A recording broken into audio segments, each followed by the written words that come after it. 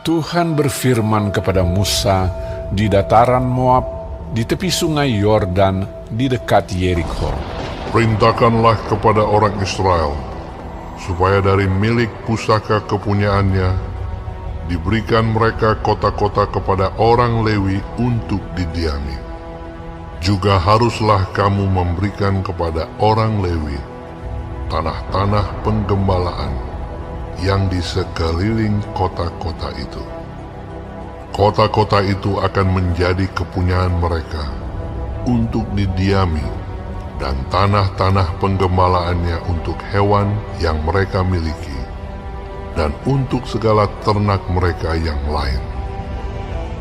Tanah-tanah penggembalaan kota-kota yang harus kamu berikan kepada orang Lewi itu ialah dari tembok kota keluar 1.000 hasta berkeliling.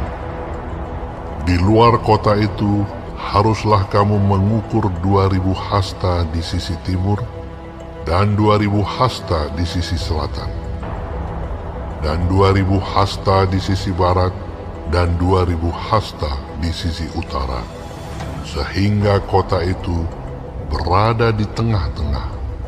Itulah bagi mereka tanah-tanah penggembalaan kota-kota. Mengenai kota-kota yang harus kamu berikan kepada orang Lewi itu, ialah 6 kota perlindungan yang harus kamu berikan, supaya orang pembunuh dapat melarikan diri ke sana. Di samping itu, haruslah kamu memberikan 42 kota.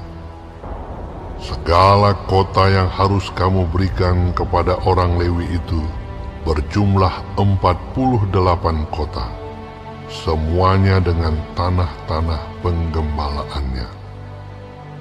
Mengenai kota-kota yang akan kamu berikan dari tanah milik orang Israel, dari suku yang banyak jumlahnya, haruslah kamu ambil banyak, dan dari suku yang sedikit jumlahnya, haruslah kamu ambil sedikit. Setiap suku harus memberikan dari kota-kotanya kepada orang Lewi sekadar milik pusaka yang dibagikan kepadanya. Tuhan berfirman kepada Musa, Berbicaralah kepada orang Israel dan katakanlah kepada mereka, apabila kamu menyeberangi sungai Yordan ke tanah Kanaan, maka haruslah kamu memilih beberapa kota yang menjadi kota-kota perlindungan bagimu, supaya orang pembunuh yang telah membunuh seseorang dengan tidak sengaja dapat melarikan diri ke sana.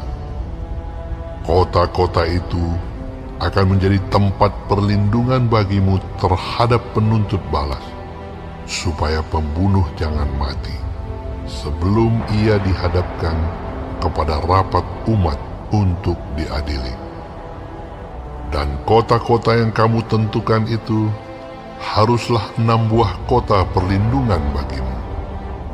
3 kota harus kamu tentukan di seberang sungai Yordan sini, dan 3 kota harus kamu tentukan di tanah Kanaan, semuanya kota-kota perlindungan. Ke-6 kota itu haruslah menjadi tempat perlindungan bagi orang Israel dan bagi orang asing dan pendatang di tengah-tengahmu, supaya setiap orang yang telah membunuh seseorang dengan tidak sengaja dapat melarikan diri ke sana. Tetapi jika ia membunuh orang itu dengan benda besi sehingga orang itu mati, maka ia seorang pembunuh. Pastilah pembunuh itu dibunuh. Dan jika ia membunuh orang itu dengan batu di tangan yang mungkin menyebabkan matinya seseorang, sehingga orang itu mati, maka ia seorang pembunuh. Pastilah pembunuh itu dibunuh. Atau jika ia membunuh orang itu dengan benda kayu di tangan yang mungkin menyebabkan matinya seseorang, sehingga orang itu mati, maka ia seorang pembunuh.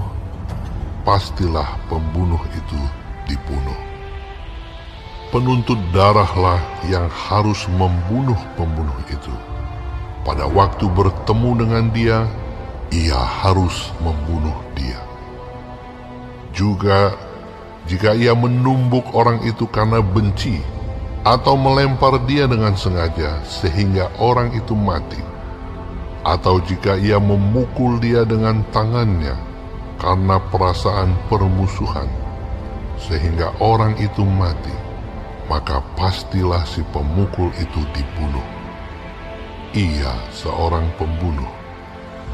Penuntut darah harus membunuh pembunuh itu pada waktu bertemu dengan dia.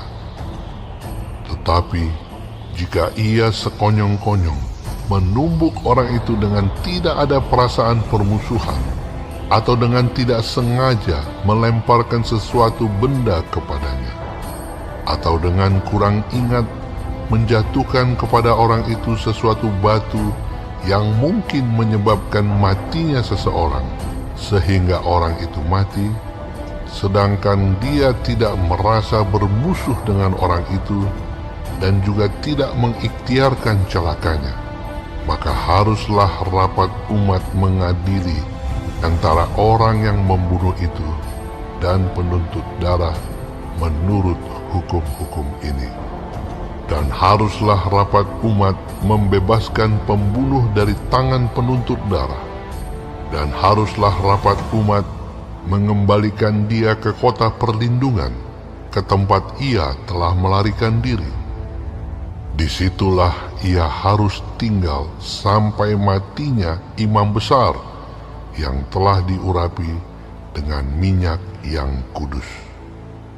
Tetapi jika terjadi bahwa pembunuh itu keluar dari batas kota perlindungan, tempat ia melarikan diri, dan penuntut darah mendapat dia di luar batas kota perlindungannya, dan penuntut darah membunuh pembunuh itu, maka tidaklah ia berhutang darah.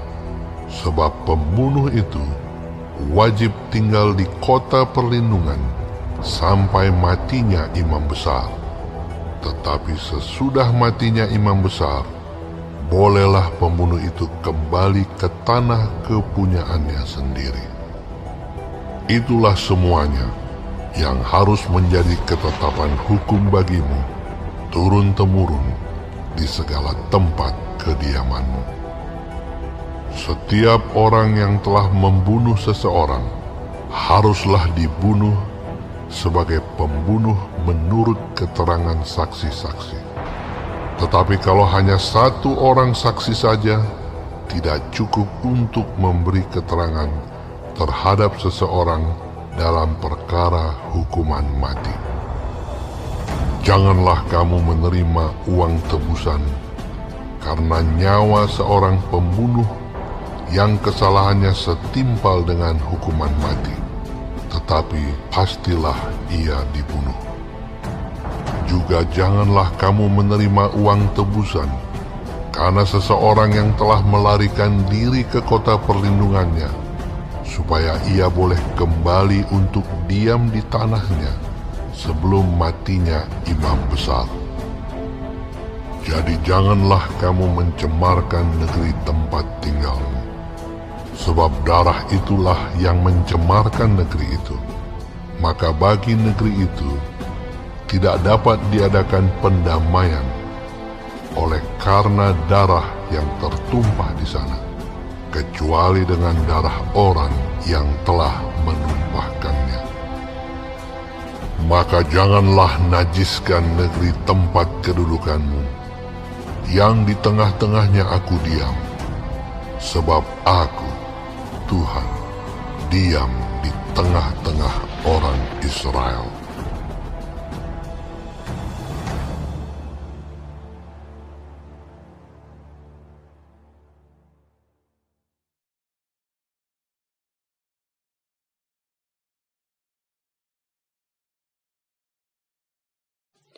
Shalom semua jemaat Tuhan, kembali kita di dalam pendalaman Alkitab Clear Sight.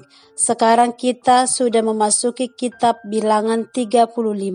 Tuhan Yesus memberkati. Peran suku Lewi dalam masyarakat Israel sangat penting, yakni mengajarkan hukum Taurat, memberi perlindungan bagi orang-orang yang membunuh tanpa sengaja, dan menjadi berkat bagi masyarakat di sekitarnya, khususnya bagi kehidupan masyarakat Israel. Orang Lewi juga mengingatkan, mendorong, dan memperhatikan penerapan hukum Taurat dan membangkitkan rasa takut akan Tuhan di kalangan umat Tuhan. Itulah peran orang Lewi dalam kehidupan spiritualitas umat Israel. Di antara kota-kota yang diserahkan kepada orang Lewi, ada juga kota perlindungan yang menjadi tempat pengungsian bagi orang-orang yang melakukan kesalahan fatal secara tidak sengaja. Suku Lewi sangat menjadi berkat bagi bangsa Israel. Perjalanan umat Israel di padang gurun sudah mendekati akhir. Sekali lagi Tuhan mempersiapkan umat Israel apa yang harus dilakukan setelah masuk ke Kanaan dan bagaimana membagi tanah itu kepada tiap-tiap suku. Kini kepada suku Lewi diberikan kota-kota. Prinsip kota perlindungan itu adalah untuk melindungi seseorang dari pembalasan terhadap tindakan tidak sengaja yang menyebabkan nyawa orang lain melayang. Pertama, keadilan harus ditegakkan. Orang yang sengaja membunuh harus dihukum mati di dalam ayat 16-21.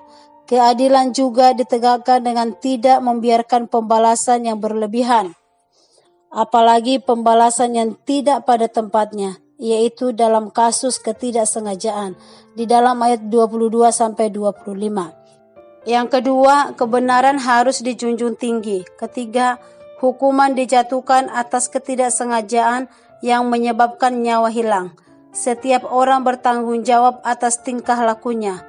Perintah ini menanamkan kesadaran bahwa Tuhan itu kudus, maka kita pun harus hidup kudus. Kita yang sudah ditebus oleh Tuhan dan hidup dalam kebebasan penuh, oleh karena itu, marilah kita jadikan hidup ini untuk menjadi berkat dan memberitakan firman-Nya kepada orang yang terhilang. Amin. Tuhan Yesus memberkati.